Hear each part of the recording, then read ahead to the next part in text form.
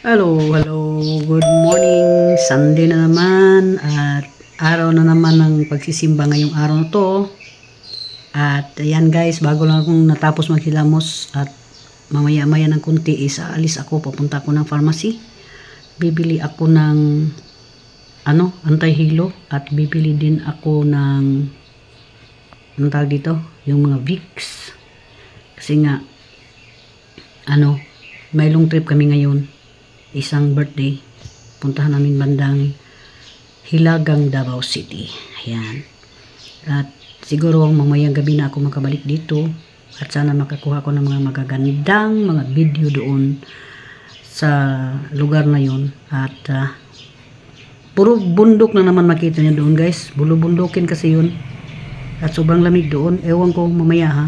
Pagkadating siguro ngayong oras na to is alas 5 pa ng alas 5 pa ng umaga. So mamaya-maya ng konti, mga alas 9 alis na kami dito, papunta kami ng church, and then after church kakain muna, and then bibili kami ng something sa isang mall kasi nga malayo kasi doon sa mga mabibilhan ng mga pagkain guys.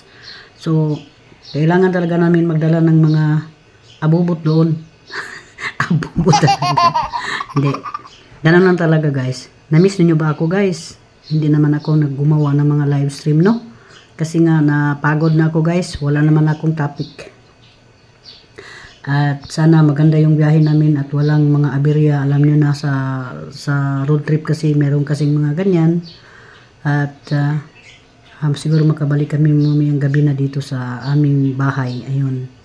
So it's a good celebration guys. At saka sa aming father yan sa close family friend namin. So ayan, magpunta lang talaga kami. Pero kahapon meron kaming advance celebration. Makain kami sa isang magandang restaurant ito guys na bagong open lang. Shout out doon sa Buffet 101. Ang sarap-sarap at ang dami-daming pagkain doon na maano nyo guys, mapipilian doon. First time ko naman na nakarating doon sa SM Lanang. Ayan, so sino yung gusto na magpunta doon, ayan. At saka magpabook na lang kayo kasi pag walk-in, parang mahirap yata kasi ang dami-daming tao makapunta doon. At makapili talaga kayo ng mga masasarap na pagkain na talagang gusto ninyo, di ba? Noon talaga yung mga buffet, ayan. So yan guys, update ko lang kayo mamaya sa kung anong mga katikaran ko doon, anong mga kaganapan guys ba? Anong kaganapan ko doon mamaya sa bandang Hilaga ng Davao. Punta kami. So i-update ko lang kayo sa pagkatapos nitong more videos to come. Ayan. See you later.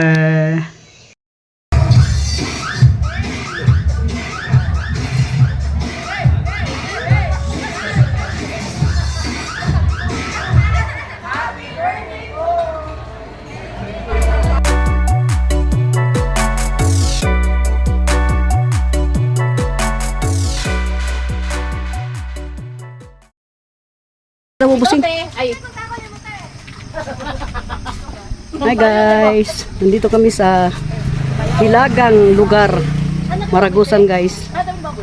Nagbisita kami dito sa area sa maraming mga sayote. Nandito kami guys. At ayan, may tinatanim ng mga saging dito banda sa lote ni Mayang. Guys, ang daming mga bunga ng sayote dito. At nabilong siya sa lote ni Mayang. Tinataniman siya ng sayote.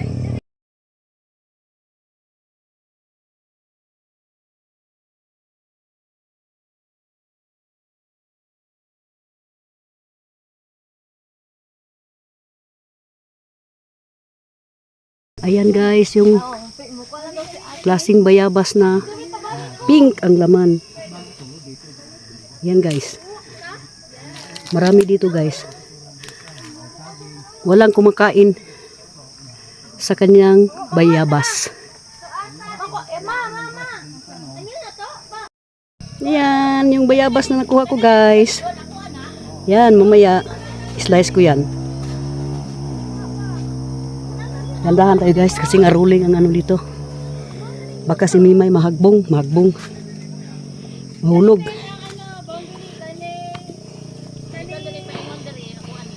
Ayan yung sayuti guys. Alam mo yung sayuti guys? Dito kami oh. Yung luti ng himayang nilagyan ng ganyan.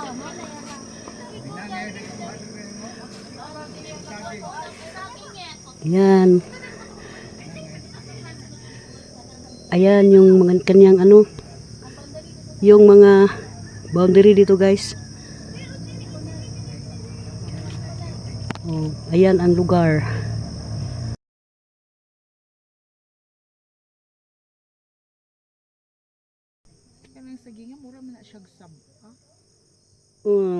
May saba, may ano, may gardaba, oo. Pero taba siya, no? Taba siya. Ito ka garden sa social. Di ba yung tapong saging? No? Ayan guys, sunset na dito, banda sa hilagang parte ng Davao del Norte at dito nagbisita kami sa luto ni Mayang dyan. Makita nyo dyan sa itaas.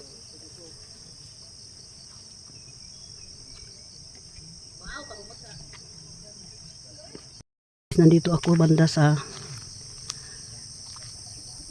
hilagang parte ng Tagum at ano na ngayon, sunset na ngayon. I-tour ko kayo dito. Ang oras ngayon is alas 4 ng hapon at sunset yun guys, so makita nyo maliwanag doon. At wala kayong mapapansin dito ng mga tao. Kasi nga, sobrang ano niya, nandito sa malayo. At saka maminsan-minsan lang ang mga, paminsan-minsan lang ang mga tao dito na dadaan. Pero sobrang ganda ng kalsada niya guys, na-develop na. Nung pagpunta ko dito guys, grabe ang ano dito sa kalsada dito. Nag-ano pa siya, under repair. Ayan nyo guys, medyo hinihingal ako ha. Ayan yung bundok, makita nyo guys. So, kakain lang kami. And then, mag-ano na kami yung tawag dito. Uuwi na kami. Mga banda alas 6 ng hapon. Babalik na kami ng Davao. At yan guys, mayroong mga motor na dumaan. Motor lang yan guys. Dito magkasagaran. Kalimitan magdaan guys. So ayan o. Yan.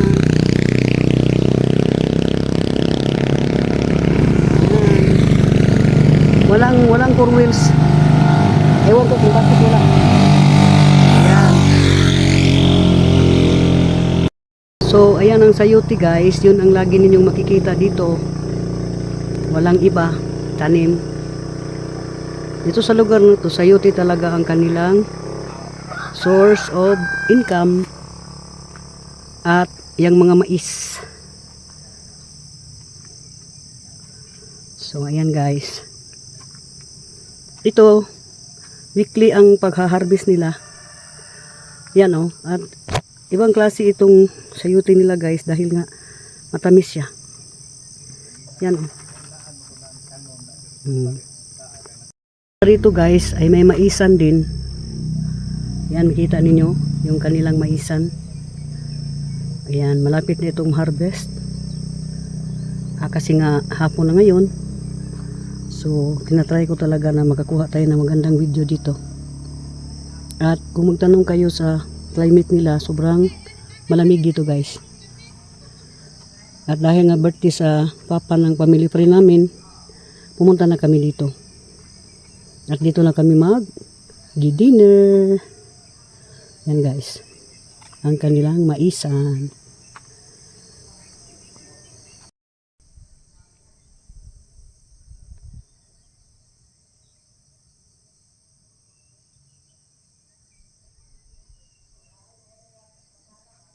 Pag mag-video si Mima, hindi talaga mawala yung bulaklak. Yan guys, oh. Begonia. Parang ano lang siya, parang damo lang na nilagay diyan sa lupa. Ano kasi dito guys, hiyang na hiyang talaga yan sila sa ganyang lugar.